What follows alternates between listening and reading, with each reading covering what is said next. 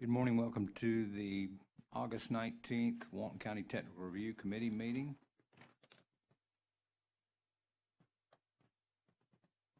Do we have any announcements this morning, Karen or Rachel? We do have a number of requests to continue. Let's go ahead and take those in the order of the agenda, and then we'll come back and address those projects that we're going to hear today. Item number 2, the Sanctuary Apartments Phase 3. We have a request to table. Anyone representing the applicant this morning? Seeing none, we'll entertain a motion to table this application. I'll make a motion to table the Sanctuary Apartments Phase 3 application. We have a motion to table. Do we have a second? I'll second. We have a second. All in favor, please say aye. Aye. Aye. Any opposed likewise? Hearing none, the motion is carried. This item will be tabled. It can be re-advertised when it's ready to come back for consideration. Item number 3, the Parkside Subdivision PUD. We have a request to continue this item to September 2nd, TRC at 8:30 a.m. in this location. We'll entertain a motion to continue. So moved. We have a motion to continue. Do we have a second? Second. I have a second by Jonathan. All in favor, please say aye. Aye. Aye. Any opposed likewise? Hearing none, this item will be continued to September 2nd, Technical Review Committee meeting at 8:30 a.m. in this location. Item number 5, the Sandestin Mini Golf and Ferris Wheel. We have a request to continue this project to September 15th, 2020 at 8:30 a.m. in this location. This item is being continued due to the rescinding of the SOA approval. We'll entertain a motion to continue to September 15th. Motion to continue. Second. We have a motion and a second. All in favor, please say aye. Aye. Aye. Aye. Any opposed likewise? Hearing none, this item is continued to the September 15th Technical Review Committee meeting at 8:30 a.m. in this location. And I think that takes care of all our requests to table or continue. So we will move back to project review and item number 1, the Jones rezoning. It's been reviewed by Bob Baronti. Bob, if you can introduce it for us. Yes, Mr. Chair. This was a project that you saw on July 1st. There's been some major changes. The current future land use is residential and the zoning is residential preservation. Obviously the future land use will remain the same, residential, and the request is low density residential 4:1. Mr. Chair, as you may remember, there was an issue with the missile training area. The applicant has redesigned his project to meet approximately maybe 40% of it is in that training area. They have gone to the density that the Air Force has adopted into the comp plan. It is been re-reviewed by the Air Force. The Air Force gives their recommendation of it. They asked for in the development order that to be mentioned. The applicant has, who was here, I'll turn it over shortly to him, has redesigned to meet those standards. Also, there was a question about an easement. This property was reviewed by the legal department, and it does have legal easement to it or access. So that issue has been addressed. You'll see in the exhibit, there's a letter from Stephen saying that he's reviewed it and he agrees that there's legal access. Are there any other questions for me before I turn it over to the applicant? No, thank you, Bob. You want to enter the staff report? Yes, please. Thank you.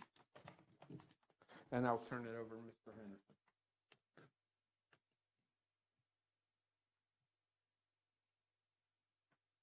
Good morning, Good morning. John Henderson, Henderson Engineering. I think Bob pretty well covered it. I just showed a Eglin overlay district at 2 units per acre in their cruise missile corridor. So I think the total is 46 units now.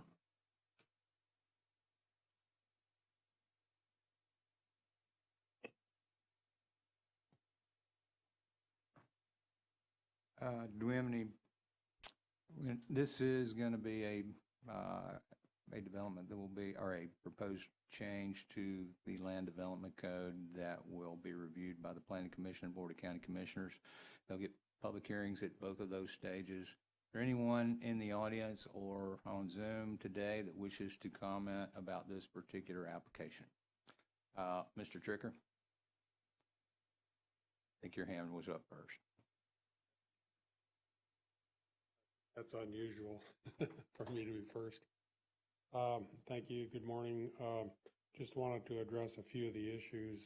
So as I understand it, the applicant is looking for an increase in density. So then I did some math on it, and it looks like they're entitled to something like 32 residential lots. Does that sound right? Bob, you want to respond to that? No, I believe it's 46. Yeah, 46. And then he's asking for 41 because he's reduced the footprint from 4 to 1 to 2 to 1 in Yeah. the Eglin area. It's 46 total. There's 7 acres at 4 units per acre, and there's 9 acres at 2 units per acre. Oh, okay, I guess what I was talking about entitlements, I was talking about under the current zoning, which is 2 to 1. So that would be like 32 units. Current zoning is one lot, one house. One house per acre? Okay, No, So on the one- total one property. for the entire parcel. on the entire parcel. Yes. Okay, so we're going from 1 to 46. Well, I would suggest that one is not appropriate in this location. Okay, and what if we say that 46 is not appropriate either? Because 46 divided by the buildable acreage is a pretty high density. Yes, sir, but in this county, you're allowed to transfer density from I understand. unbuildable portion of your property if you have adequate room in the uplands to construct it. Understand that. Okay, so looking at the flood zone map, the property's mostly in flood zone A. Do you know anything about the impact of this project on flooding in that area? Has there been any work done on that? The applicant like to respond to that? Not as of yet. We'll be coming back for a development order later. Being an unnumbered day zone would require a flood study to be performed to determine the base flood elevation.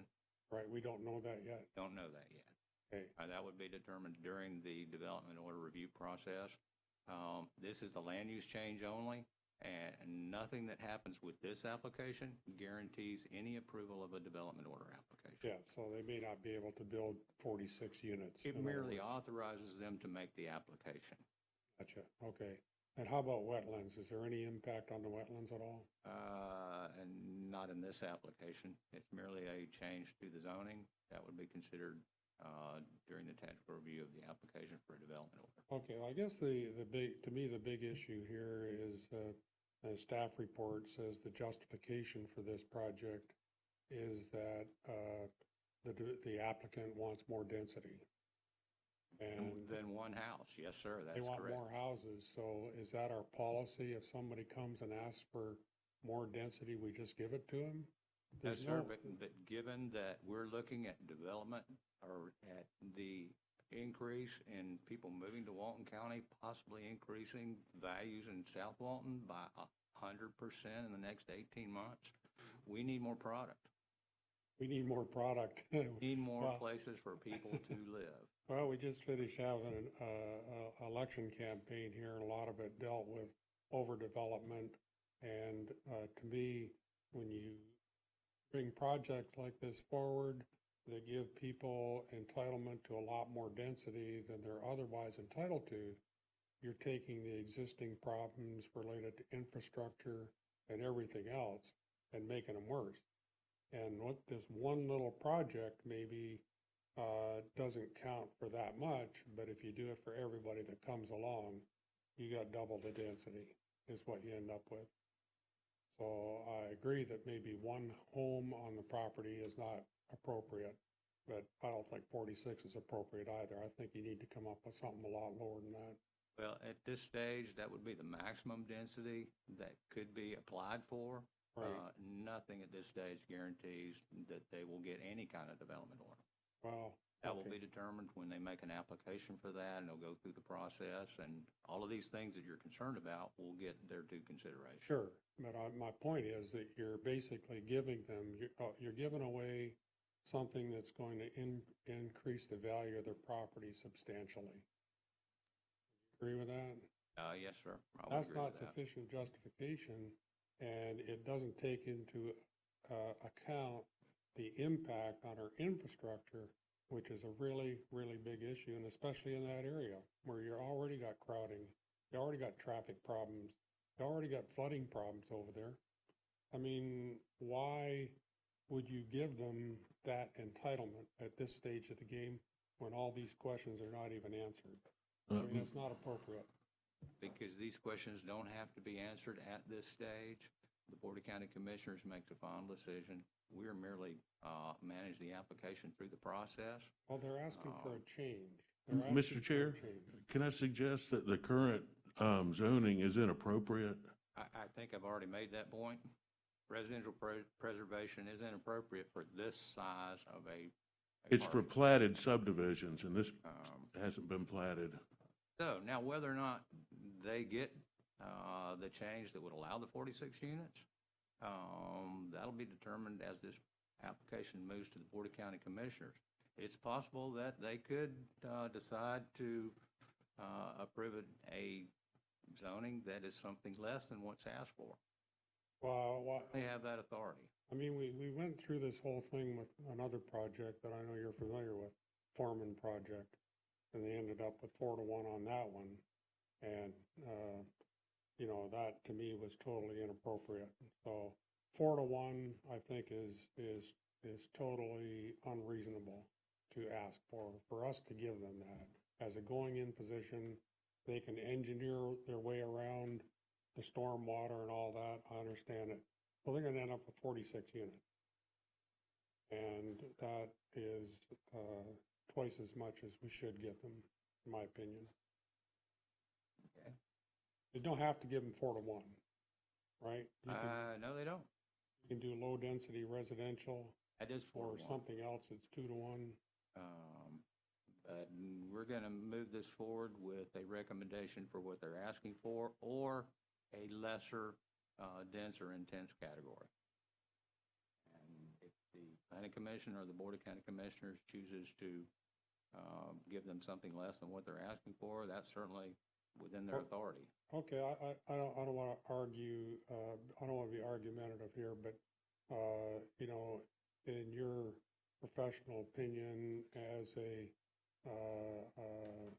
custodian of our development in this county, is that a wise thing to do?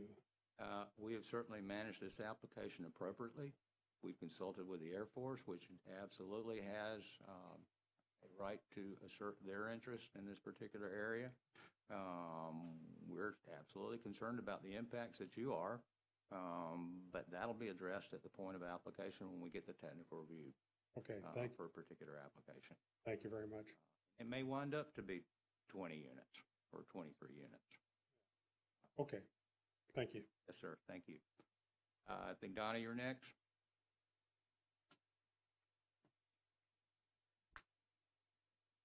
Good morning, Donna Johns, JOHNS. This is a very passionate topic for me. I have lived in this neighborhood for 18 years, and this county for 18 years has told me clearly that the county cannot step on that property because it's private property. I have every document from the county going back 18 years. That is private property, it's my neighborhood, and I'll be damned if I'm going to have somebody be driving through. They're talking about 46 units, and they're talking about 2 cars per unit probably, if not more than that, driving through our little tiny small neighborhood. Keep in mind, Forest Shore doesn't have any sidewalks. It's a safety issue, it's a hazard issue, and I tell you what, I want to make it very clear, I will fight this tooth and nail because they cannot come through my neighborhood. They bought landlocked property, and that's their problem. Thank you, Donna. We have gotten a legal opinion because we were concerned about that also, but based on the documents that are in public records, they do appear to have rights to use that street.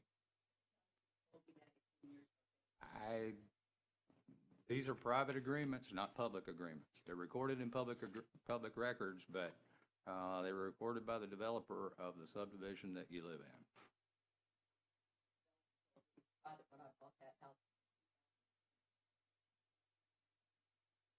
Do we have anyone else that wishes to speak on this particular application?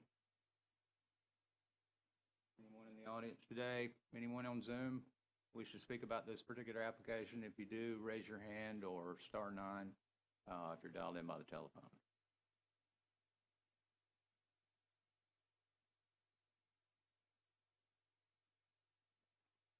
Just one particular comment. When we do get this application, rest assured, it will get the full scrutiny of the Land Development Code and the comprehensive plan. So, Every project does. and I think the applicant is prepared for that based on our previous discussions related to this and the sensitivity of its location. So just be prepared.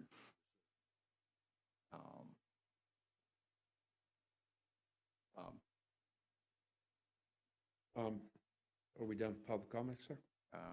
It appears that everyone that wishes to speak has had their opportunity. Anyone else wish to speak on this item? Being none, we'll close that portion of this particular agenda item. Mr. Chair, I'd like to make a recommendation to conditionally approve this project and move it to the next appropriate planning commission meeting for its public hearing. Thank you, Bob. We have a recommended motion. Do we have a motion at the dais? So moved.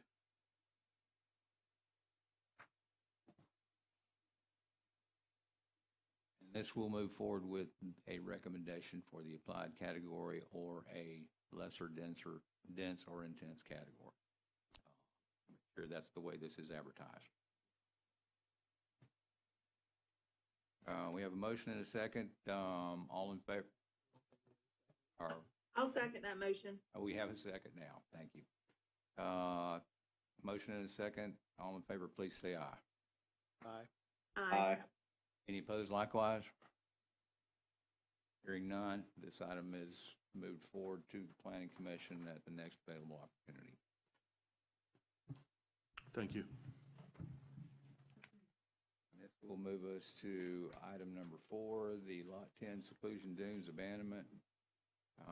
This item has been reviewed by Bob Baronti also. Mr. Chair, this is a request approved by resolution. This is an abandonment application submitted by Gustin, Cothern, and Tucker, Inc. on behalf of Donald and Victoria Gates, requesting to abandon a 33-foot public access utility easement and leave a 5-foot utility easement on the eastern property line on .17 plus or minus acres. The property has a future land use of residential in a zoning district of residential preservation. The subject property is located south of County Road 30A at the end of the beachfront trail and can be identified by a parcel number in your staff report. Mr. Chair, all comments have been addressed.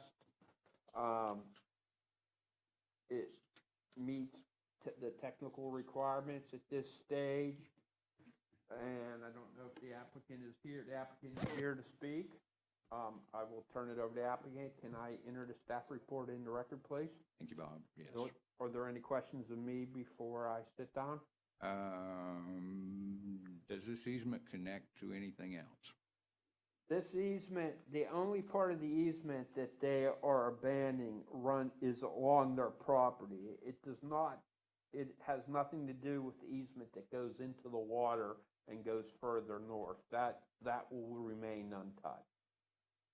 And this application has come in front of the boards before, and it was denied.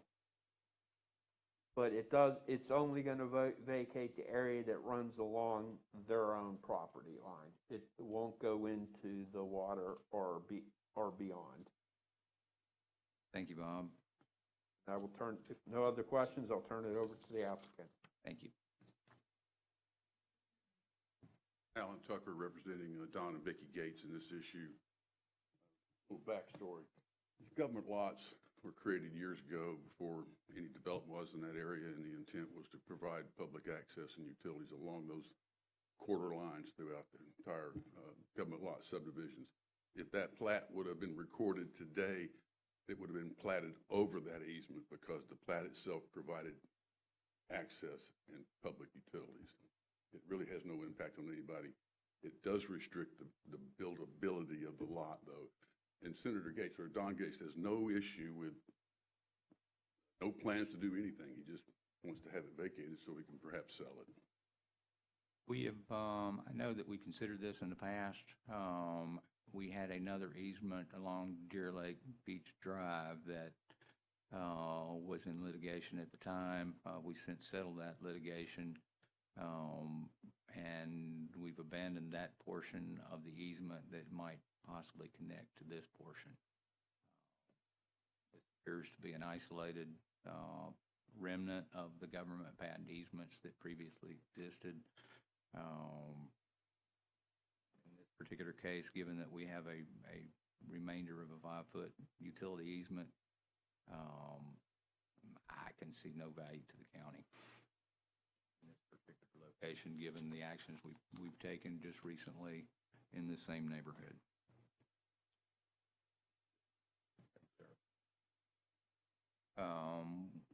Bob, do we have a recommended motion? Mr. Chair, as I said, all technical comments have been addressed. Staff would recommend moving it for its public hearing to the Planning Commission at the appropriate meeting. Thank you, Bob. This committee doesn't approve the abandonment. We merely make a recommendation based on compliance with the process for the abandonment application. The Board of County Commissioners will make the final decision on whether to abandon the interests of the county. We have a recommended motion to move this forward to the next step. Do we have a motion at the dais? I'll make a motion, we move this forward to the Planning Commission for consideration. We have a motion. Do we have a second? Second. We have a second. All in favor, please say aye. Aye. Aye. Aye. Any opposed likewise? Hearing none, the motion is carried, and it will be scheduled for the next step in the process based on advertising. Thank you, sir. Thanks, sir.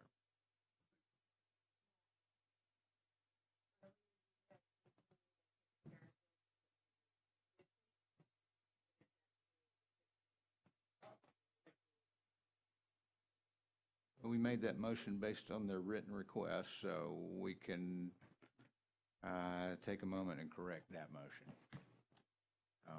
Thank you, Karen, for bringing that to our attention.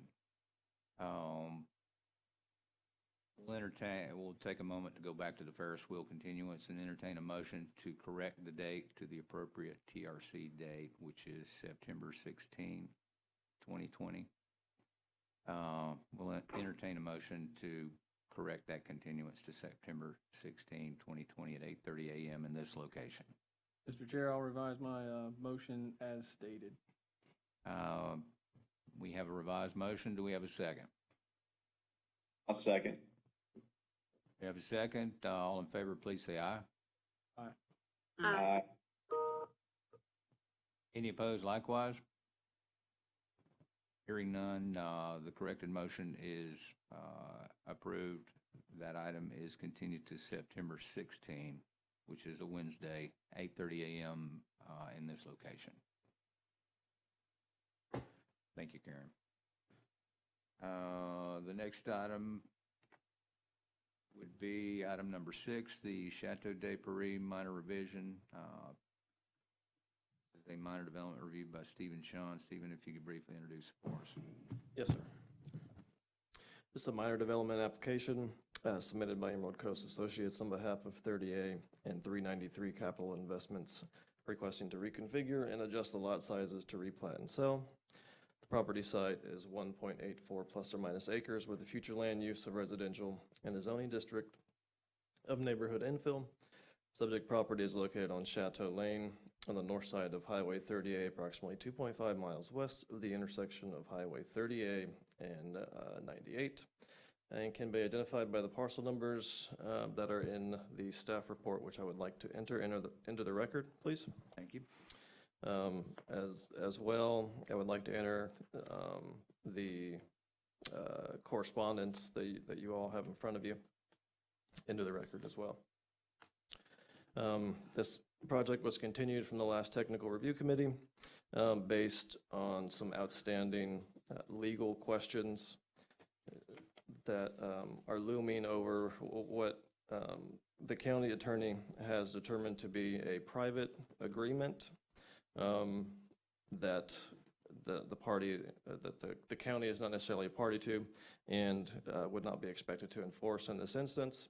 The proposed increase of 2 parcels in this subdivision meets the current density requirements of the Land Development Code, and staff has no further comments.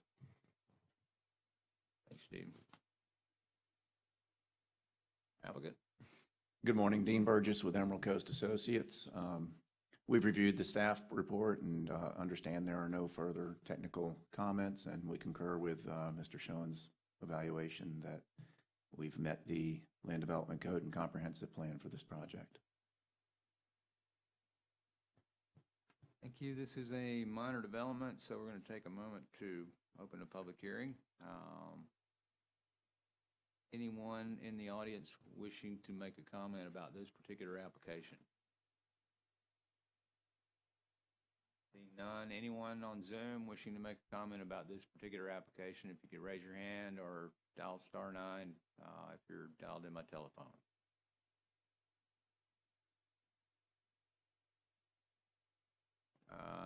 Seeing none.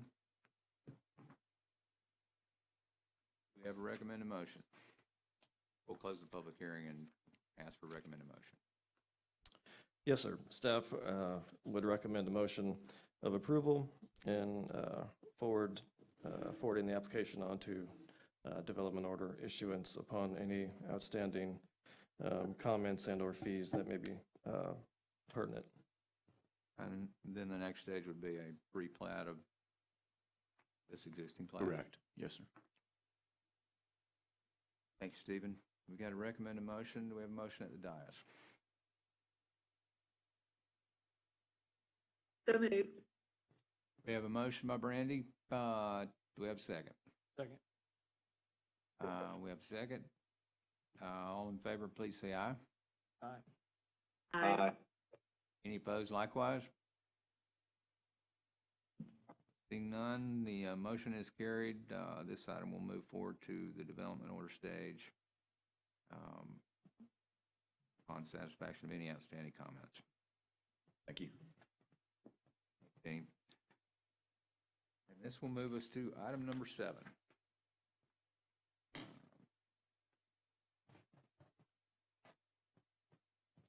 This is the Draper Lake PUD. Was continued from the previous meeting. Stephen, can you briefly update us? Yes, sir. Now, this is a major development order application submitted on behalf of D.R. Horton, Inc. By David Smith of Interlight Engineering. They're requesting approval of conceptual planned unit development and overlay to construct a residential community consisting of 138 units through a triplex design that includes some additional required commercial components and recreational components. This is located on County Road 30A, approximately 0.6 miles from 30A to Retreat Drive, from County Road 83, about 0.6 miles. I would like the staff report entered into the record, if I may. I do want to indicate that the applicant has resubmitted since the last TRC, and though staff has not had the time to fully digest the resubmittal based on the comments, a response to comments, and a cursory review, it does appear that the outstanding technical comments that remained have been addressed. Additionally, I would like to note that the proposed fence has been removed, the fence that bordered the wetland area to prevent access to the lake has been removed. That is really the extent of staff's comments at this time. Thanks, Stephen. Applicant like to comment? Hey, good morning. I'm David Smith with Interlight Engineering. And as Stephen presented, we have addressed the comments. We did resubmit. We did receive environmental approval on our resubmittal. I know a couple of the comments pertain to the environmental issues. So we have addressed all the comments. And I know we were continued at the last meeting for staff to review the traffic. So again, we've done everything on our end, and we certainly would request to move forward to the next Planning Commission meeting, and I'd be more than happy to answer any questions that you all may have. Thank you, David. Thank you. Any TRC members have any questions for the applicant that haven't been addressed?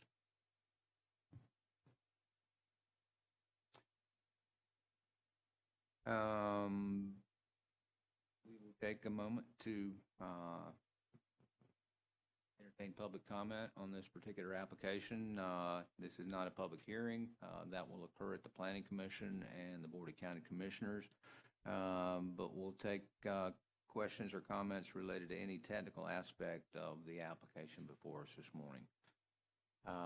We have one person in our audience that's raised her hand. Yes, ma'am, if you'll come to the podium and state your name and spell your last name for the record, please.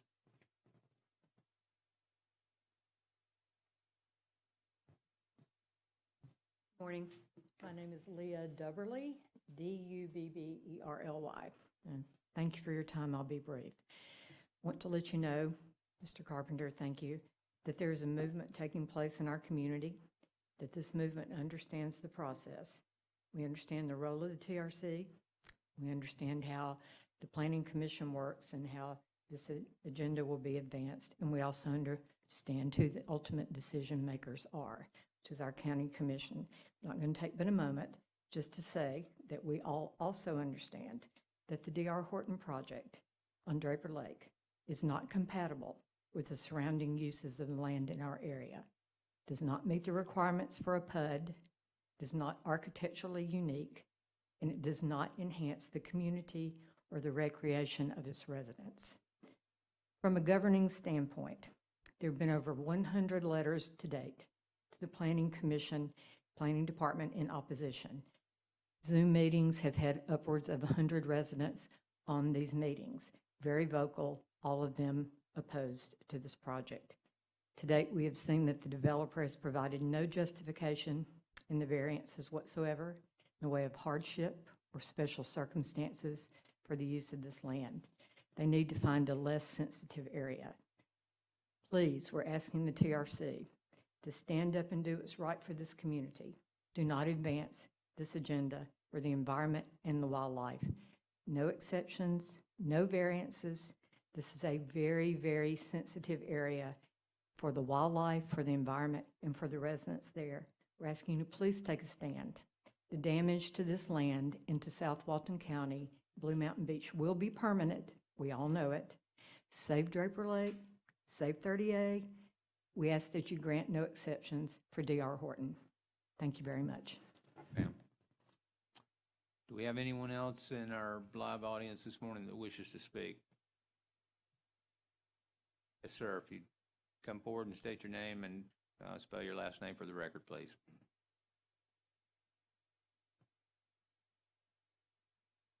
My name is Chris Dubberly, D-U-B-B. I have looked at the agenda for today and perused each item on here. And I don't want to belittle anybody else's request because I'm sure they're passionate about what they want or don't want to advance the property. But when I look at item 7, D.R. Horton, a major corporation, biggest home builder in America,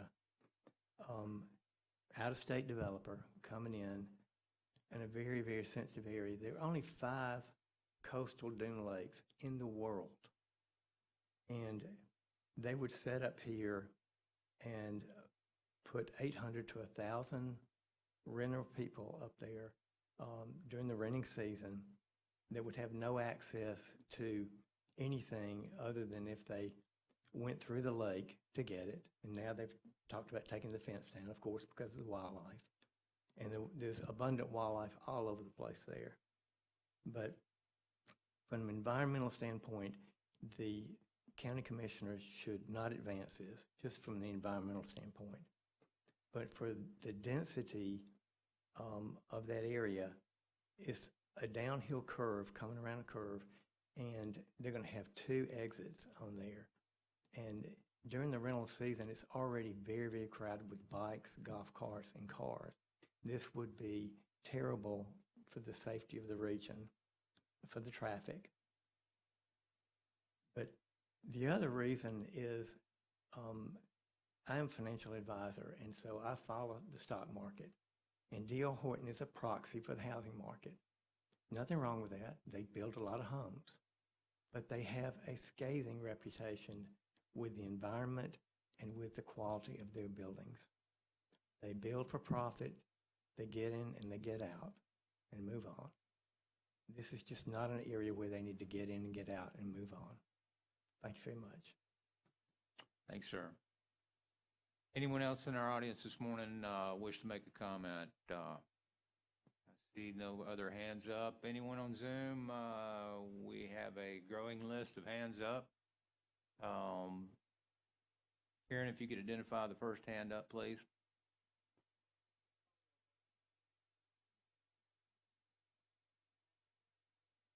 I'm sorry. Phone number that ends with 5389. Can you hear us?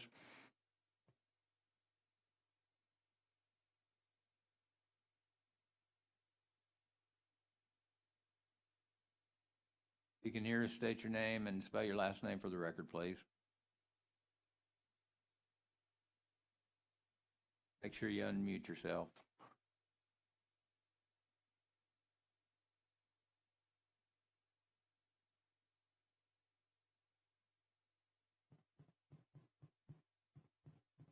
Can you hear us?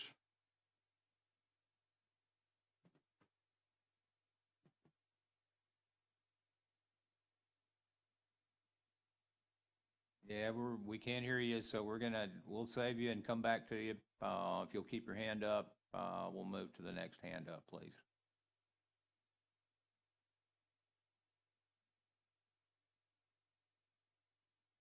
Jim Morano, can you hear us?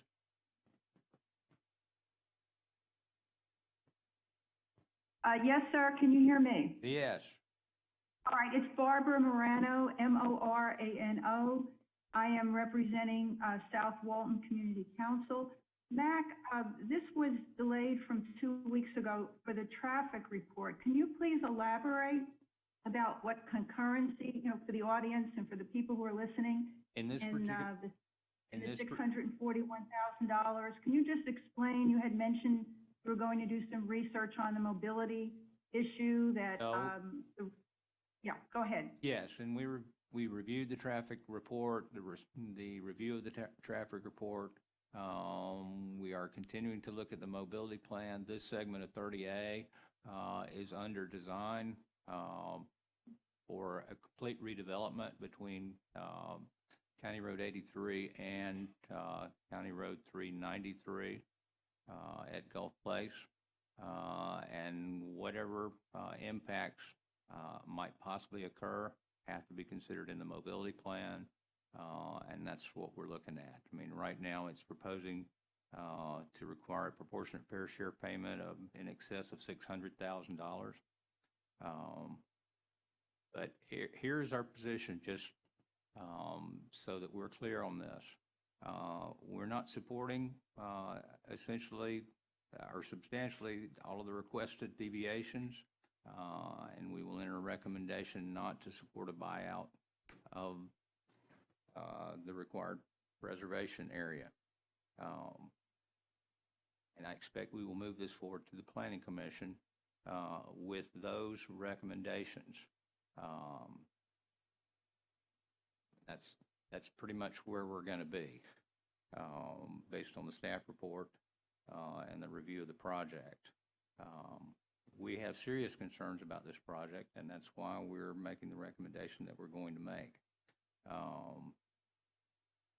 But yes, we are absolutely concerned about that. If it actually gets approved, we're concerned about the number of golf carts that will likely be there if it's proposed as short-term rental, based on our experience on the other end of 30A. But those are all things that would be considered in a technical review, quasi-judicial circumstance. This is not where we are today. This is a legislative application. It's not quasi-judicial. This is a proposed PUD or conceptual PUD and a PUD overlay district. They are legislative in nature.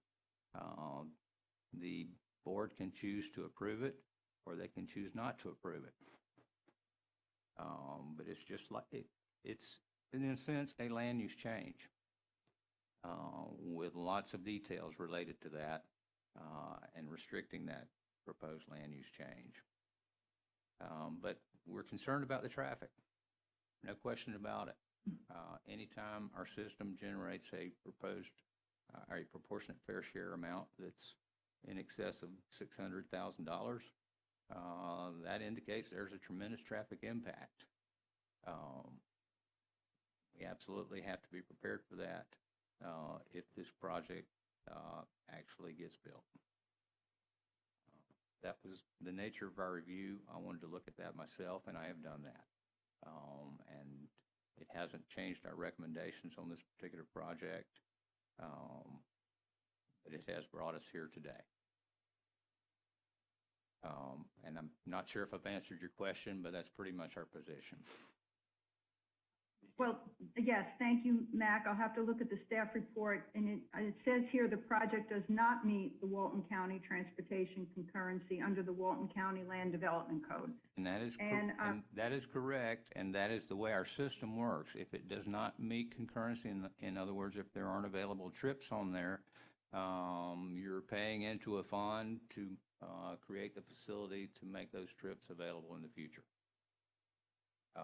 And they have a large bill attached to this particular application if we get to that point. Okay, and that bill, again, for the audience and also for myself, that bill is paid by Horton to, for the roads that would be in front of that development, or that would be used by the county for any road they choose to do? They would be paying based on those segments that their development is proposed to impact, those segments of 30A and I think likely 393 and County Road 83. But they're paying a rate based on a per-trip impact on the affected segments in the traffic report. Okay, thank you, Mac. I'd like to just, I've said this before, but for the record, I still would like to say it. This is their third submittal, and it's really the same song we're singing again. Those deviations have not changed. Nothing has changed. The deviation number 1 suggests that this is a minor development. I know you've said it's a major development, and really, if there was such a thing called as a double major, as you remember in college, it would be a double major development order. I know you don't support this deviation, and we agree with that. It has to be a major development order. When we look at some of those setbacks, Mac, and for the people in the audience, when we talk about a building in a small neighborhood that's supposed to have 20-foot setback on the front and a 20-foot setback on the rear and a setback on the side for 10 feet, and Horton is requesting a 0 setback. 0 setback. That is totally incomprehensible. And on the commercial setbacks, it's supposed to be 25 in the front, 20 in the rear, 10 on the side. They're requesting 5. Now, I will say the staff is concerned about that, and we support the staff on that. We agree. The staff is concerned regarding the compatibility of the neighborhood commercial structure and the adjacent residential structure. We agree. Absolutely no variance on that. And the staff also stated that the commercial-based area they're proposing it on the developmental area. Again, Horton still is not budging on that. That's fine, because we're going to defeat them. And we agree there's no variance on that. And then the request for no minimal internal parking lot landscape. Oh my God, that's terrible. We agree, no variance, and the staff does not support that requested deviation again. And this is the last one. Horton requests for reduced commercial parking. The staff does not support the requested deviation. Congratulations to the staff. We agree, no variance. Then we talk about the conservation easement. That's really a joke.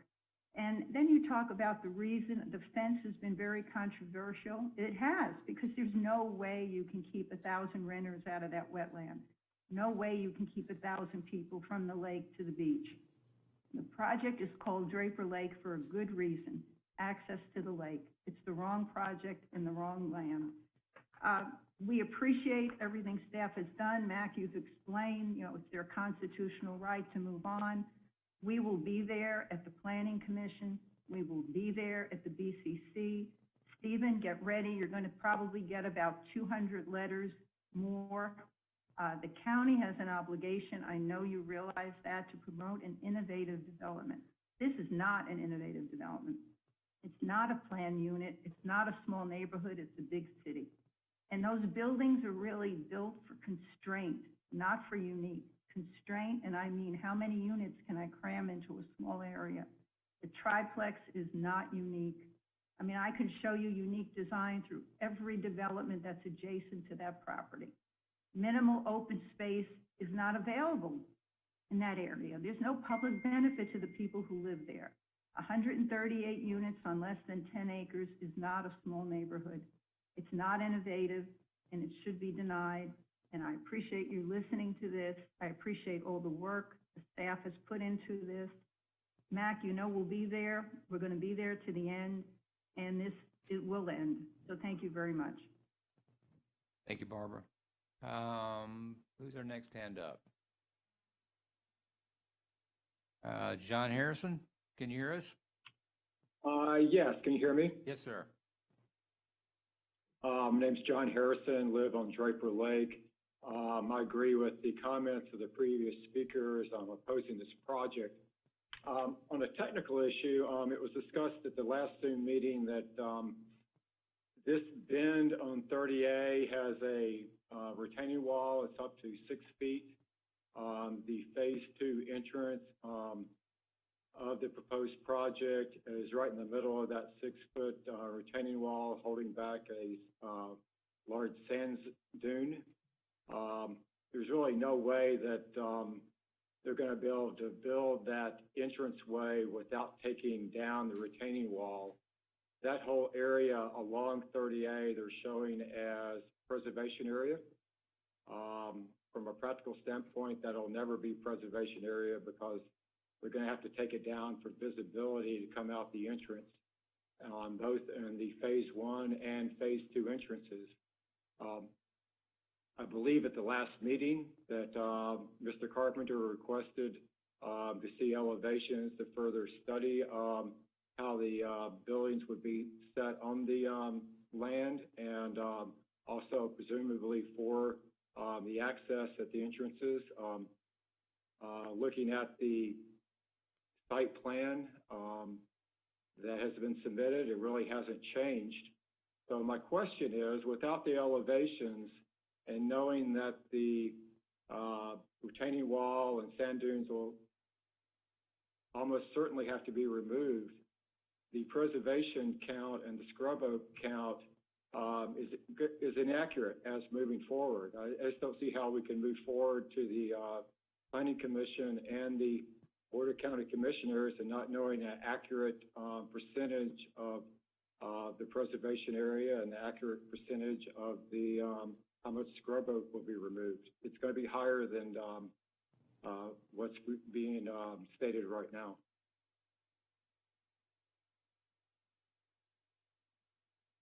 Thank you, sir. After the last meeting, I did take a look at the elevation of that retaining wall. Since I am familiar with that area, it appears that the entrances are going to be in a section that's probably about 2 feet, as opposed to the 6 feet section that's further to the west. I still have some concerns that I expressed at the last meeting about the grading in that particular area to allow access off of County Road 30A. But I'll certainly offer a correction that I thought that entrance was going to be in the 6-foot section of that retaining wall. I think it's more like a 2-foot section. So that may not be, while I am still concerned about that and the grading and that dune and the preservation there, I'm concerned about the 2 feet. I was concerned about 6 feet, and it appears to be a 2-foot retaining wall in front of that particular area. We will still maintain our concern about that, but I did want to offer that correction of information. And we certainly share your concerns, and those will get continued discussion as this item moves forward. Do you have any other questions, Mr. Harrison? No, I mean, the Phase 2 entrance is directly across from the Highlands entrance on the site plan, and I don't mean to disagree with you, but looking across the street from Highlands, it's above my head, the retaining wall. So I think I just think the preservation area they're showing is going to be greatly reduced. Even say it's a 2-foot retaining wall they're going to have to take down. Well, that's area that's not going to be preserved. Yes, sir. Your comments are well taken. Thank you. Yes, sir. Who do we have with their hand up next? Yes, Healy, can you hear us? I can hear you. Can you hear me? Yes. Go ahead. State your name for the record and spell your last name, please. Yes, this is Tess Healy, Healy. My husband and I are full-time residents in Old Florida Beach, adjacent to Draper Lake. We really do appreciate the intense review that is happening on this project. We certainly stand in opposition to this development as is. I think if the stated intent is to protect the uniqueness and value of 30A, then this project as is certainly stands against that. On the last call, I'd asked about the developable project area, residential versus commercial, and how that was calculated. I think that also stands like Mr. Harrison's comment about another item that really hasn't been addressed. And although there was a statement made earlier that they've addressed the concerns that have been raised, we know that's not true. We know the fence was proposed, now the fence isn't in there, so what was going to be proposed to address the issues that were originally raised that prompted the fence option. So to me, there are several items that then have not been spelled out so that it could move forward. You obviously want no exceptions to the variances to protect the quality of life and to protect the environment and to protect the safety of the community. And we truly understand, and from listening to the calls, that the committee gets this, the staff gets this, and understands that it's not just the impact that it has very directly to some of us who live here as full-time residents, but indirectly affects the 38th community, the broader Panhandle community, the visitors to our community, and protect the value of 30A, the experience here. We strongly hope that the committee will ensure that no variances, no exceptions are made until it aligns with the value we place on 30A. Thank you for allowing me the time to speak. Thank you. Who do we have up next?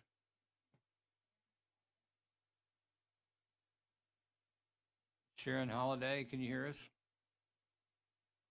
I can. Can you hear me? Yes, go ahead, please. All right, my name is Sharon Holiday, Holliday, and I'm president of the Ventana Dunes Property Association. I'm looking at the transportation concurrency review, and again, I do understand that you guys have policies and procedures, and that a lot of this is, you have to take all of this into account. I really understand and do not envy the position you're in. But it starts off that the project does not meet Walton County transportation concurrency. And then it says, but for $641,000, the developer may be eligible to satisfy the requirements. This is D.R. Horton, a massive corporation. $641,000 is a drop in the bucket to them. They have racked up more than this in environmental fines and penalties over the last 20 years. It really does seem that we're basically telling them these requirements can be bought. And I'm wondering if this $641,000, does that cover the second entrance exit ways for Ventana Dunes, Highland Park, and the Pines? Does that cover the cost of having us being able to access 83? Because those three neighborhoods only have one way in and out of their neighborhoods, and that's 30A, which is going to be so congested when we have, 1,000 more people checking in every Saturday. We're not going to be able to get out of our streets. So I'm thinking we're all going to need to be able to access 83 so that we're able to go about our businesses and resume our daily lives without having to come out and deal with the traffic on 30A. I think we're starting to split hairs now. 2 feet versus 6 feet retaining wall, fence, keeping this project from getting to Draper Lake, no fence. I see it slowly being chipped away. And one of the most poignant things, Mac, that you said 2 weeks ago was you are determined to look at every step of this because we cannot afford to make a mistake on this one. We can't. You are absolutely right. The moment that this project is allowed to go forward, there's no turning back. There is no widening of the road. There is no saving of the lake. There is no changing the development from short-term rental to private homes. There's no turning back. Once we give D.R. Horton 1 inch,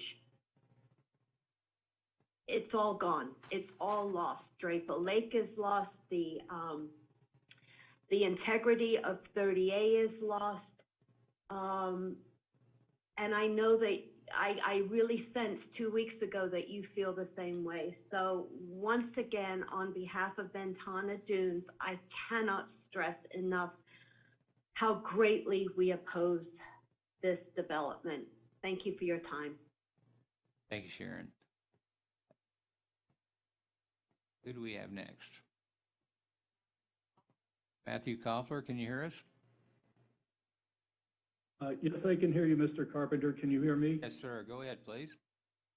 Okay, my name is Matthew Koffler. That's spelled K-A-U, F like Florida, L-E-R, and I'm a resident of Old Florida Beach. Mr. Carpenter, as you emphasized in the August 5th TRC meeting, and I'm going to quote, Draper Lake is the last pristine piece of undeveloped land on any of our coastal dune lakes in Walton County, end quote. I think it's also fair to say that Draper Lake represents the last stand for Walton County. If D.R. Horton gets its way, it will signal open season for every developer with $1 and a dream. If Draper Lake isn't worth Walton County's effort to protect in its current state, then nothing is safe in Walton County. Mr. Carpenter, look no further than this 11th hour resubmittal by D.R. Horton to see what is inherently wrong with this project. Less than 30 days ago, D.R. Horton would have you believe that they took the concerns of the citizens of Walton County to heart and proposed to have a fence constructed to address public access risks to the lake. Here we are just 2 short weeks after you, Mr. Carpenter, had raised very legitimate concerns about how the fence would restrict wildlife. And what does D.R. Horton do? They do a 180-degree turn and throw the concerns of Walton County citizens under the bus in an effort to placate you and your committee members. And while it's even clearer now that D.R. Horton will say and do what is ever necessary to move this project along, it also brings into focus the very reason why this is the wrong project in the wrong location. If a fence is constructed, wildlife movement is imperiled, as you well noted, sir. If there is no fence, then by default, nearly 1,000 renters will have an access point to Draper Lake, which will inevitably result in permanent ecological damage to it, and which will ultimately spill over into the Gulf itself. In my view, the only way the public benefits is for this project to never be allowed in the first place. And voting no on all deviation requests is key to that. Let Draper Lake remain the pristine, God-given beauty that it is today. It's part of what makes 30A shine. Mr. Carpenter, fellow TRC members, and to all the planning and committee members and Board of County Commissioners who are listening, please vote no. Kill this project before it kills 30A. Thank you very much. Thank you, Mr. Koffler. Who do we have next? David Caraway, can you hear us? Yes, can you hear me okay? Yes, sir. My name is David Caraway, Caraway. I am representing Crescent K, that's on Coquina Place. This property is immediately adjacent, our property is immediately adjacent to the parcel that's in discussion. Our single exit is the first driveway west of the proposed exit point from for the proposed project. I can tell you from experience, it's impossible to get out and see around that curve. It takes several minutes of inching your way up to where the bike and pedestrian path are to keep from hitting people as it is. We're now getting e-bikes and kids riding bikes faster. It's very difficult to get out as it sits right now on that blind curve. As the traffic report demonstrated, they don't need concurrency, and as several others have already said, simply paying the proportional fare, the value, is not going to resolve the problem. It's a big challenge for us already in that part of that pinch point along that treacherous pathway. Regarding the lake itself, we have 9 lots on approximately the same acreage, about 11 acres, that the development will be having 138 units. We carefully monitor that lake all the time. I'm already pulling plywood off of the marshlands where people come and party out there, going through that vacant property. So it's undoubted that without some barrier that people will go onto the lake and trash it as they have already, but it's also clear that the barrier has perhaps some environmental impact. So I'll just agree with everybody else. The traffic report says that it's already way over capacity both on 30A and 393. There's limited capacity on 83. And this project is at the pinch point, which is already very treacherous, and will add to that in a way that's untenable. Thank you. Thank you, David. Who do we have next? Anyone else wishing to make a comment on this particular application or ask a technical question? I don't see any hands up in our audience live, and I don't see any more hands up on Zoom. We got a couple of hands coming up.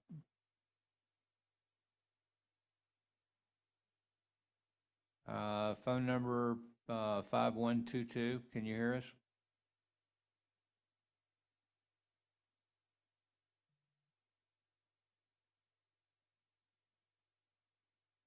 Unmute yourself on Zoom or *9 if you're dialed in by telephone.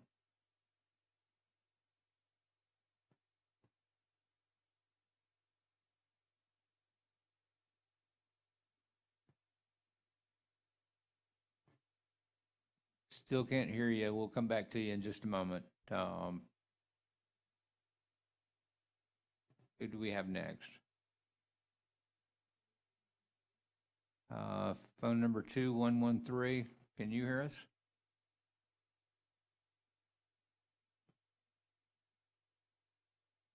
*9 if you're dialed in by telephone. So unmute yourself.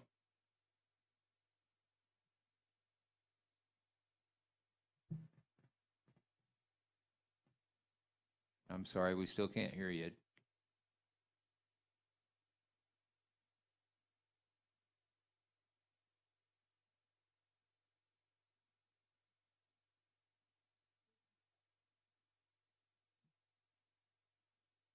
Okay, Susan Estes, you're up. Can you hear us? Yes, I can. Can you hear me? Yes, ma'am. Please go ahead. Thank you. I would just like to add to Mr. Caraway's comment. He mentioned that the Crescent K people are continuously cleaning up trash around their border of the lake. The retreat, as I've said before, has 3 conservation easements, 2 of which, one of which is abuts the property that D.R. Horton is planning on building on, and the second one is at the western end of the retreat property and abuts the eastern edge of Draper Lake. As I've said before, we take our responsibilities for the conservation of these easements very seriously. And our owners and our courtesy patrol people are continuously asking people to get off the dunes, get out of the wetlands, and it's an ongoing issue with us. Now, if you've got 1,000 people, renters, that are coming through those wetlands, they're going to be infringing on our easements as well. So I thank you for your time. Yes, ma'am. Thank you. Next hand up.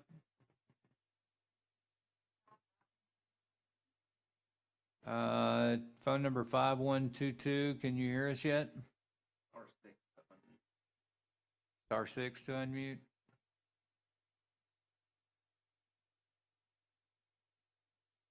Star six to unmute if you're dialed in by telephone.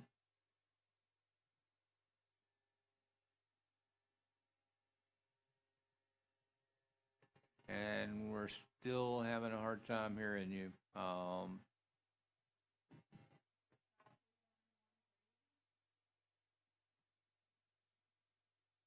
2113, can you hear us?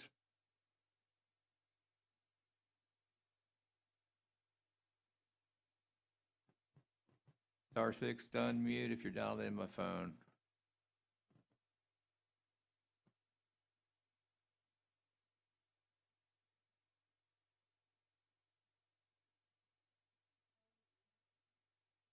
Okay, we'll move to Kelly Anderson. Can you hear us, Kelly? I can. Can you hear me? Yes, go ahead, please. My name is Kelly Anderson, Anderson. I'm a full-time resident on 30A, and I have the same concerns that the previous speakers have all outlined about compatibility, but the reason that I raised my hand is I'm not familiar, obviously, with the traffic study protocol, but I'm extremely concerned that there has been absolutely no mention of traffic fatalities. And there have been 3 traffic fatalities on 30A on that stretch right where they're planning to build. And I'm wondering if somebody can enlighten me why that hasn't been discussed at all. You want to address that?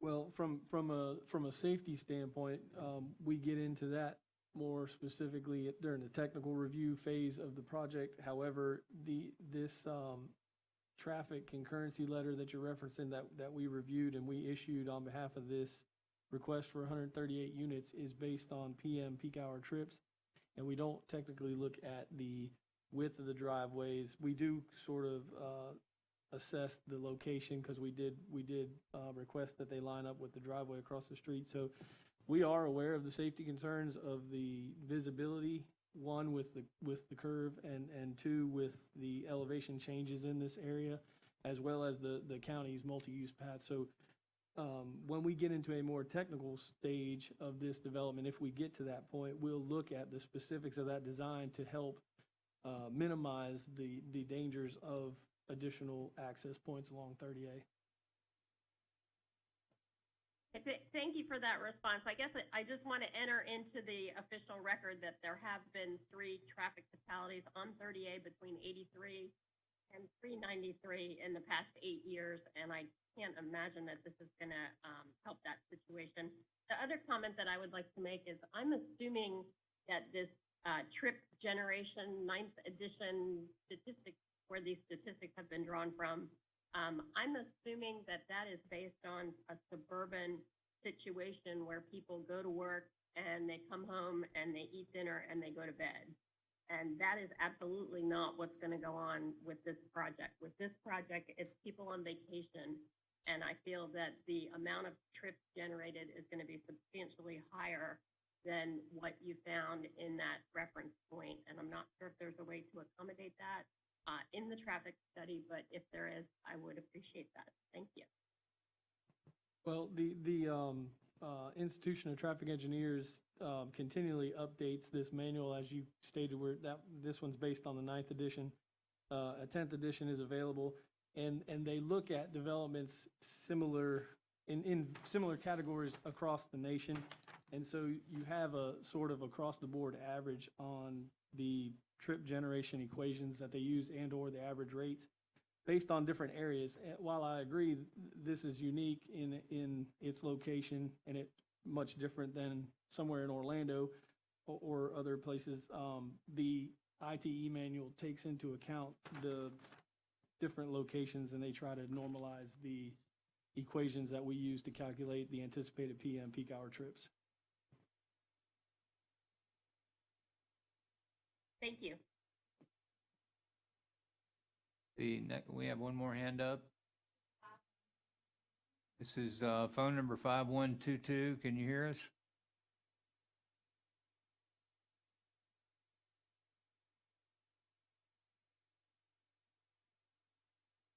We still can't hear you yet.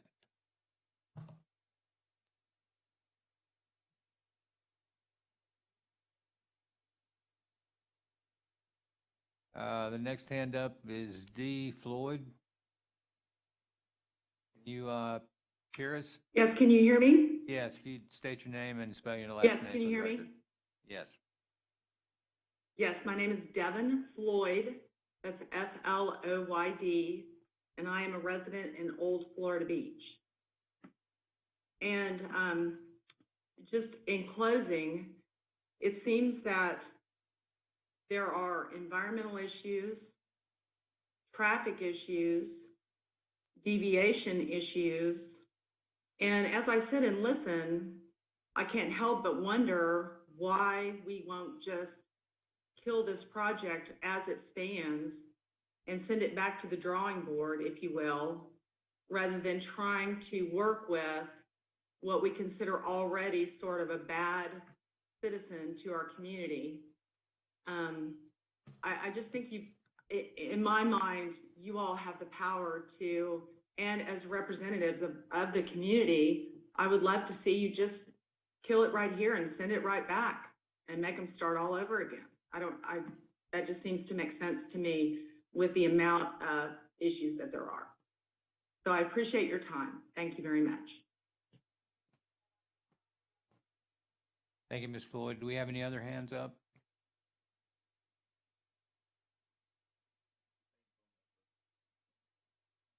One 33 or 5122.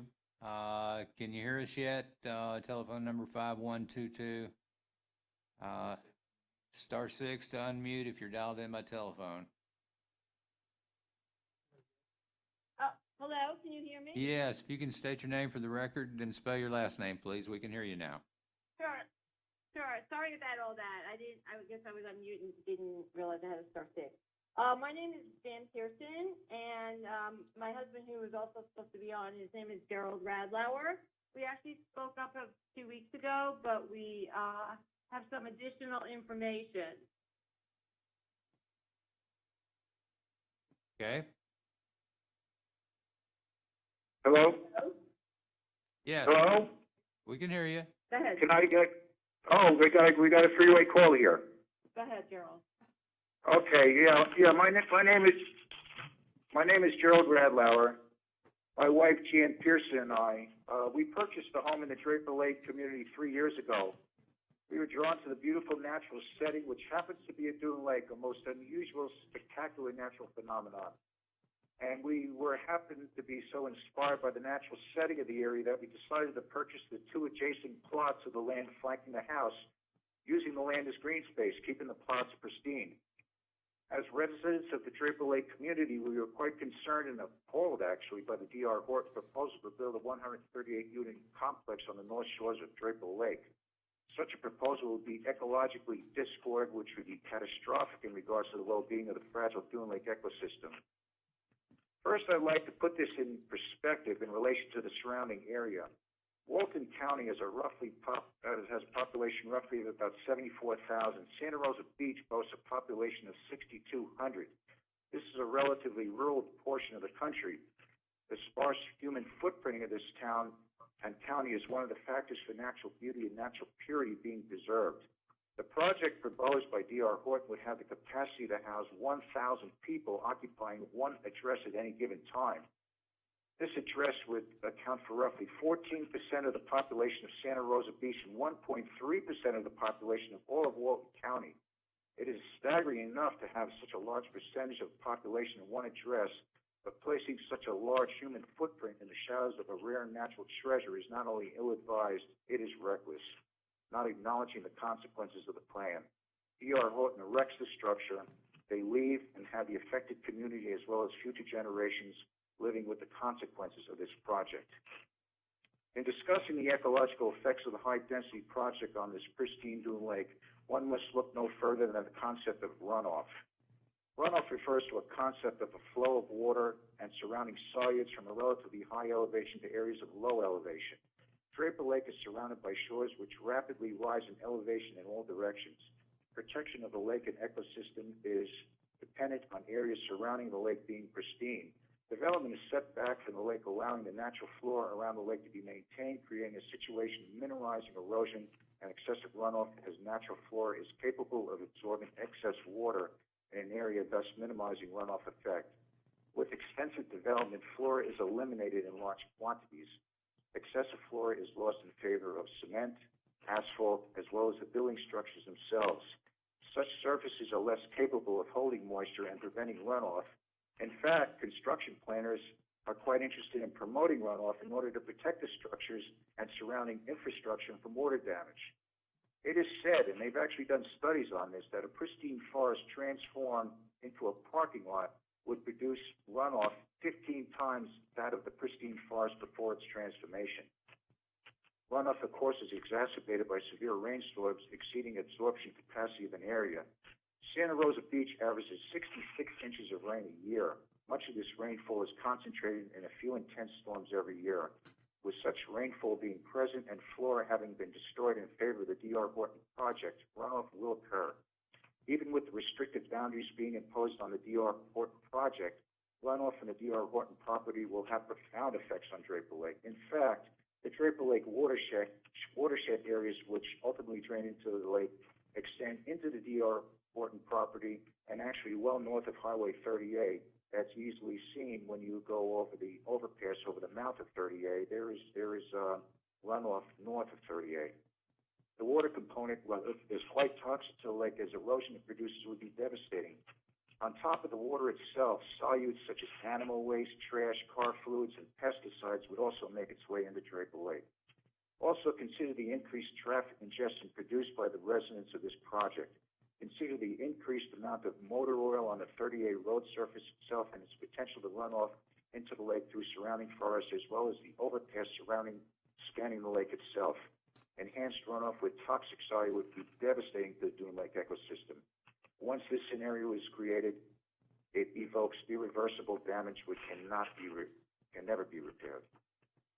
Finally, I want to leave an impression of the cost of uncontrolled and undesirable development. I'm a physician who used to live in the New York City metropolitan area. Don't hold that against me too much. I was an emergency physician at that time working at Phelps Memorial Hospital in a town called Sleepy Hollow, yes, named after the legend, roughly 30 miles north of Times Square. I remember the hospital wanting to build a 5-story complex next to the hospital in order to be used as a collection of doctors' offices. Doctors could lease office space and conduct their practices adjacent to the hospital, while the hospital collects revenue from the doctors leasing office space.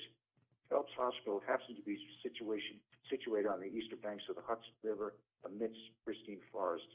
Building of this facility involved raising large areas of forest so that building could be erected. This construction occurred 25 years ago, and to this day, I'm still impacted and saddened by the scores of white-tailed deer displaced from this raised forest, only to roam aimlessly and confused in a hospital parking lot. Of course, we're not even addressing the birds, rodents, small animals, and insects which can no longer survive without the supporting ecosystem.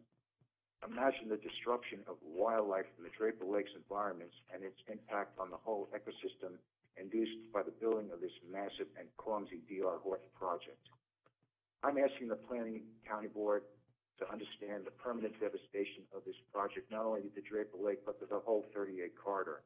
If such a project takes hold in an environmentally sensitive area such as the North Shore of Draper Lake, developers would be given a message that it is okay to build on other dune lakes. Such a concept would quickly metastasize throughout these dune lakes and ultimately destroy the signature feature of the 38 corridor. Like our national parks, dune lakes are natural wonders which need to be preserved not only for our enjoyment, but for the enjoyment of future generations.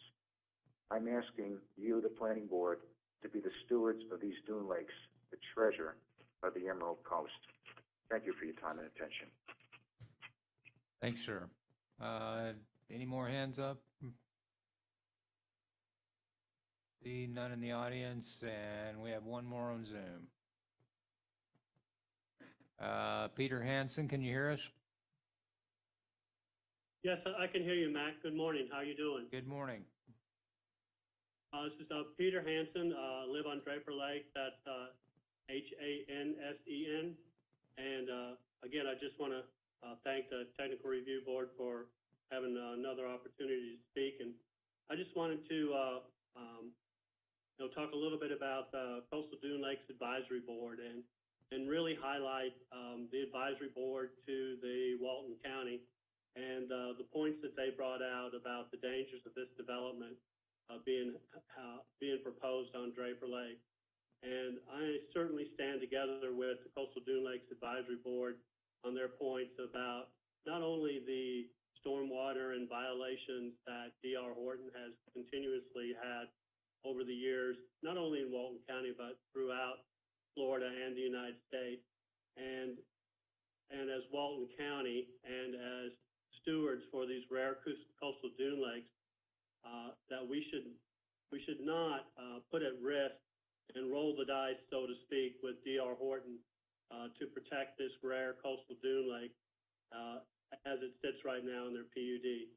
Additionally, also, when you look at some of the entrances that D.R. Horton is proposing, particularly the ones across from the Highland development, you see berms there that are represented to be at least 6 feet high and higher in others that run along the north and south ends of the property. And to state that D.R. Horton is not going to disturb that scrub oak along there is not going to work, because they're going to have to do extensive cuts in there to make that a viable entrance and exit, not only for safety for people along the trail, but for entrance and exit onto 30A. And I hope that somebody has walked along there and looked at how high those berms are and what's going to happen as far as the protection of the scrub oak, which has not been considered in the application that D.R. Horton has made for this project along that area.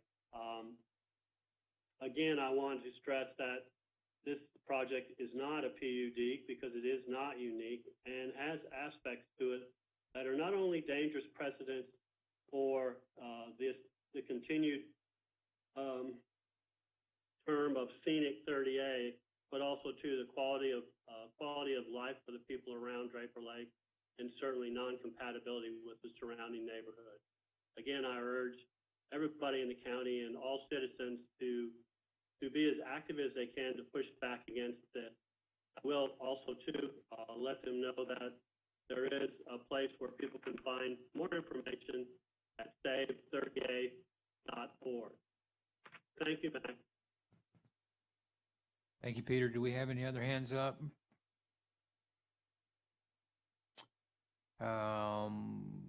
Looks like that's everyone that's requested to speak on this particular application this morning. Would the applicant like to respond to any of the comments, or? I will address several of the comments, Matt. We have one more person that, okay, well, they changed their mind. Good. If you would proceed, David. Okay, I'm going to come to the podium. Yeah, I do want to take a brief moment to address several of the comments, and I want to do it here at the podium so members or the participants on Zoom can see me. And I've had the opportunity to meet and or talk to most of the people in the community, or at least the majority of the people in the community, and we certainly understand and respect the concern, and we understand and respect the comments. And but there's no doubt this is an environmentally sensitive piece of property. And Draper Lake is a beautiful lake, and we understand it's a coastal dune lake. We understand the significance of what Draper Lake is. And I want to point out, that's the reason we've situated the developable portion of this property to the east side of the property to the greatest extent possible. We're not even developing within the coastal dune lake protection zone, which has, as you all know, has restrictions within 100 feet and other restrictions within 300 feet. We are greater than 300 feet from the coastal dune lake, and we did that with the understanding and recognizing the significance of Draper Lake and what it means to this area. And as I've stated it on our community meeting, I live in this area too.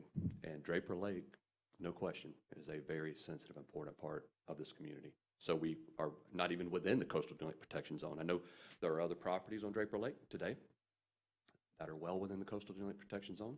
There are docks.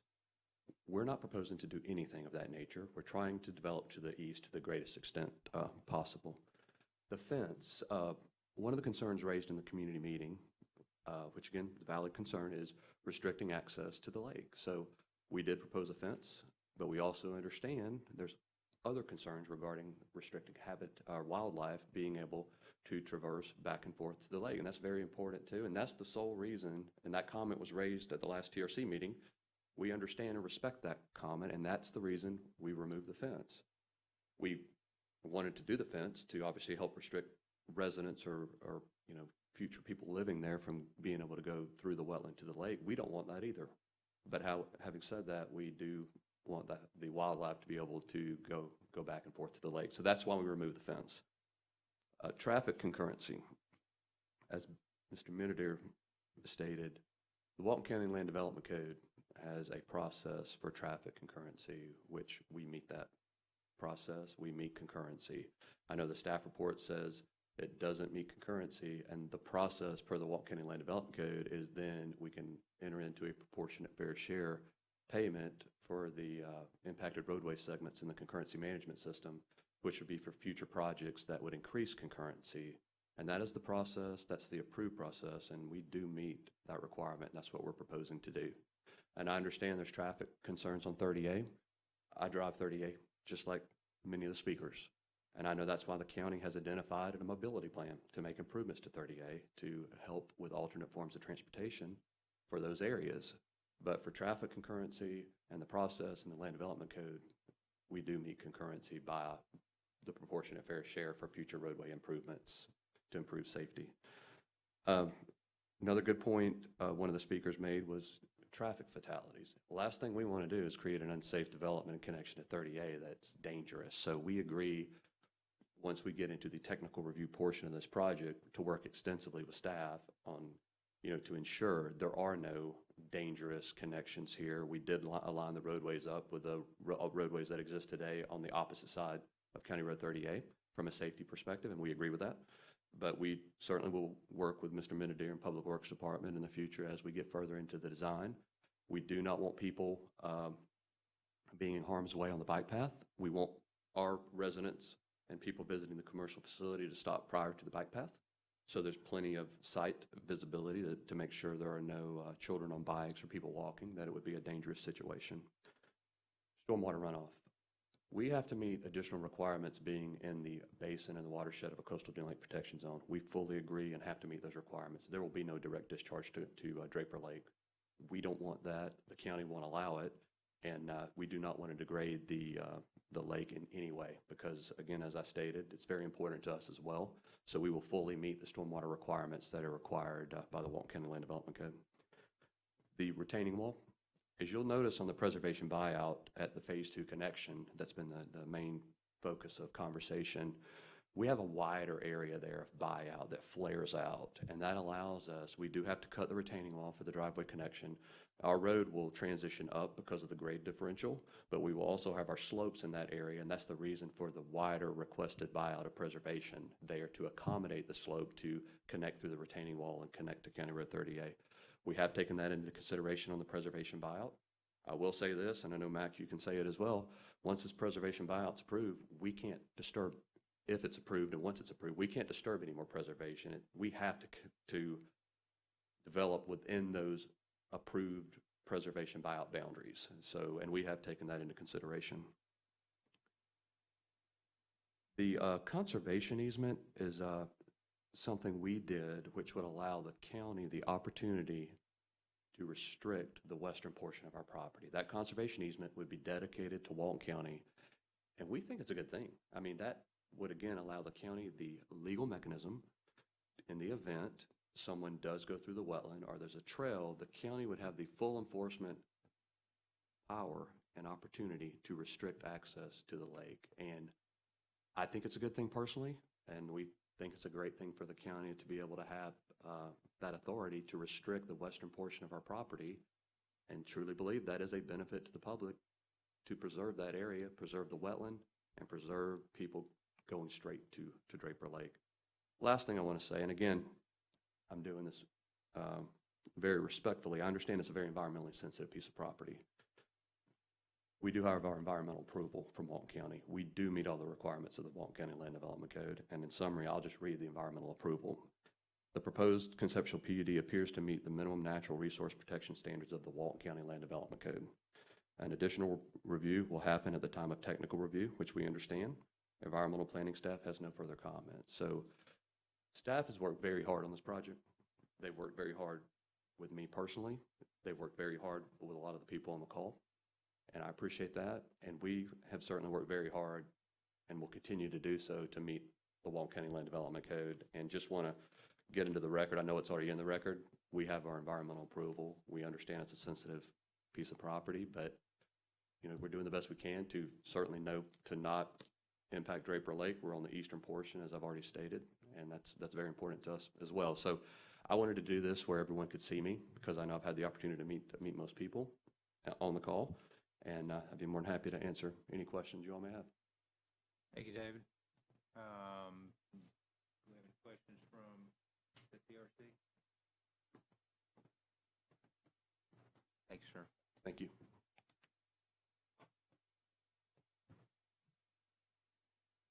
If it pleases the board, I just want to make a few comments in addition to the staff report. Yep.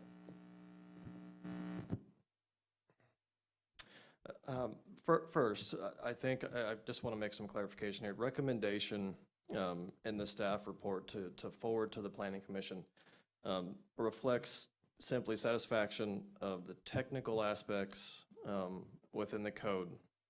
It does not necessarily reflect satisfaction of larger concerns, both at the staff level and throughout the community. In particular, environmental sensitivity of the site is of great concern to everyone involved. Planned unit developments do allow for deviation requests.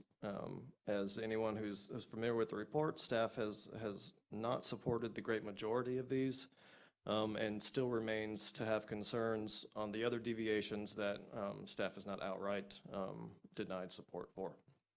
I do want to address the idea of uniqueness. In the code, it leaves it up to some subjectivity there. And the staff determination based on the PUD documentation is simply indicative, if you will, of those minimum code requirements that are subjective in nature. And finally, staff would just like to go on record really emphasizing caution as this project and application move forward to the Planning Commission and Board of County Commissioners when considering any preservation buyout. That is all I have. Thanks, sir.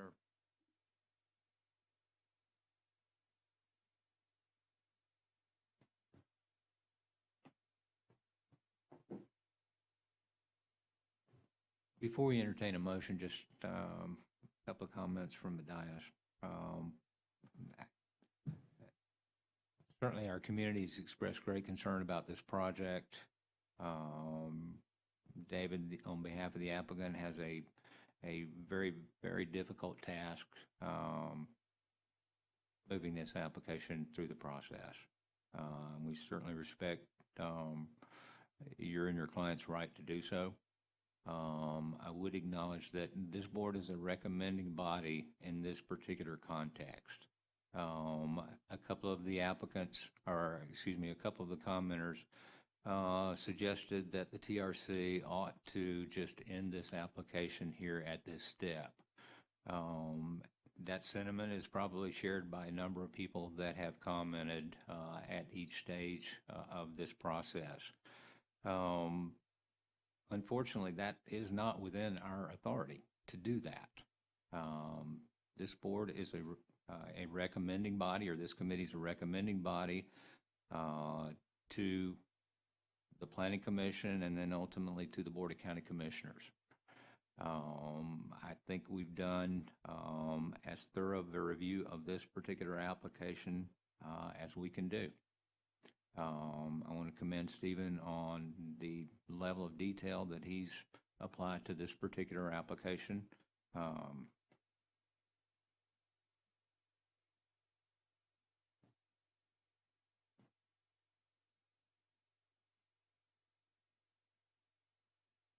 But we're at a point where we have to move forward. The staff report, as presented, indicates a number of concerns with the application and takes a position in opposition of a number of the requested deviations that this proposal is based on. The Planning Commission will have an opportunity to make a recommendation to the Board of County Commissioners about this particular application. We'll have formal public hearings at that stage of the process, and then ultimately the Board of County Commissioners will have the opportunity to make a legislative decision about whether to approve a conceptual PUD and a PUD overlay district ordinance on this particular parcel. Again, it'll be a legislative decision, not a quasi-judicial decision. So in a sense, it's a land use change with a bunch of conditions applied to it for the benefit of the public. If that conceptual PUD is ultimately approved by the Board of County Commissioners, that will only be a portion of the process. The applicant will be required to come back with a more detailed PUD application that will spell out all of the various details that we require to be considered when we compare an application to the specific development design details and standards that are in the Land Development Code, which is a much more detailed review than the conceptual review that we spent quite a bit of time getting into some detail on at this stage of the process.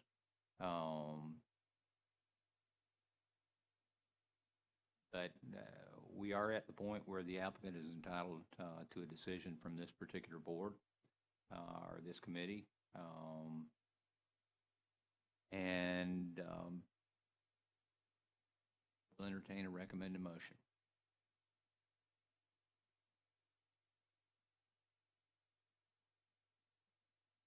Based on satisfaction of staff's technical comments, recommended motion of conditional approval and forward into the Planning Commission at this point. Thanks, Stephen. We have a recommended motion. Do we have a motion at the dais?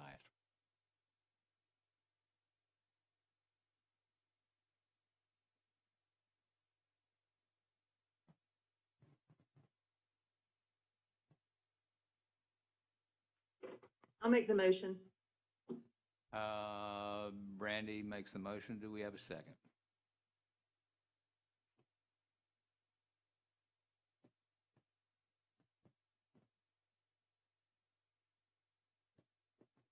I'll second. Have a second by Crystal. Any further discussion at the dais?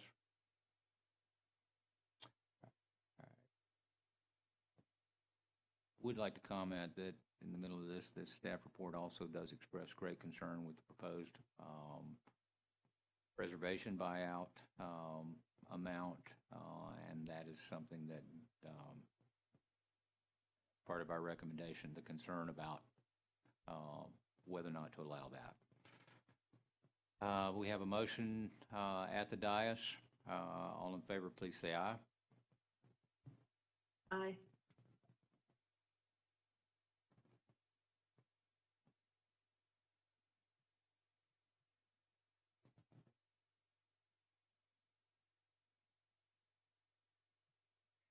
We have one aye.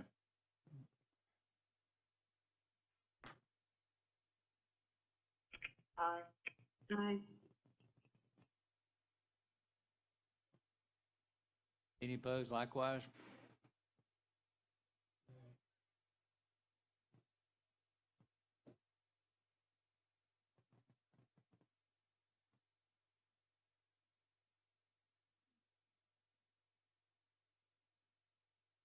Everybody voted?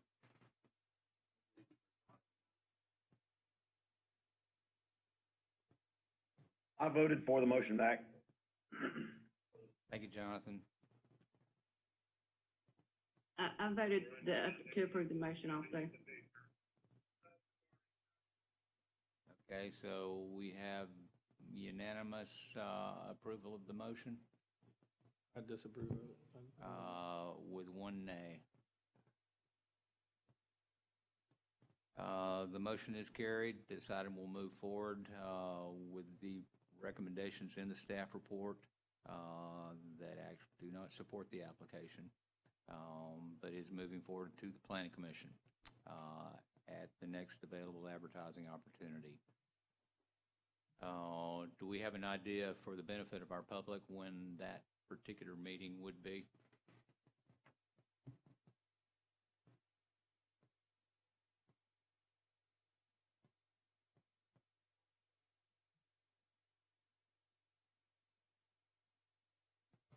September 10? Yeah, we would like to be on that meeting, please. Then we will move forward with the advertising in that regard. This will require a new sign and mail notices to everyone within 300 feet. And we will definitely, we have worked very hard to keep the sign updated and keep the neighbors informed of the meeting, so we will continue to do that. And that meeting will be at 4 p.m. in this location on September 10. That appears to conclude our agenda this morning. Do we have any other business to consider, Rachel or Karen? Then we'll entertain a motion to adjourn. Motion to adjourn. All in favor, please say aye. Second. Aye. This committee stands adjourned.